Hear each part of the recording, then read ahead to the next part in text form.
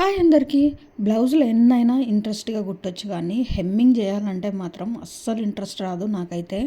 ఎక్కువ బ్లౌజులు ఉన్నప్పుడు బయట హెమ్మింగ్కి ఇవ్వచ్చు, 1-2 మనం ఇంట్లో కుట్టినప్పుడు ఇంకా మనమే చేసుకోవాలి కదా, తప్పదు.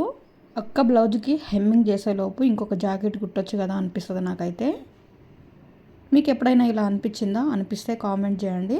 బ్లౌజు మొత్తం అయిపోయిన తర్వాత మనకిచ్చినటువంటి కొలత బ్లౌజు అలాగే మనం కుట్టినటువంటి బ్లౌజు ఇలా రెండిటిని ఇలా చెక్ చేసుకున్నామంటే నెక్ భుజాలు జారడం కానీ ఏది ఉండదు. చూసారా, కరెక్ట్గా నెక్ సైజు కరెక్ట్గా వచ్చిందంటే భుజాలు అస్సలు జారవండి. బ్లౌజ్ అనేది టైట్గా ఫిట్ అవుతుంది.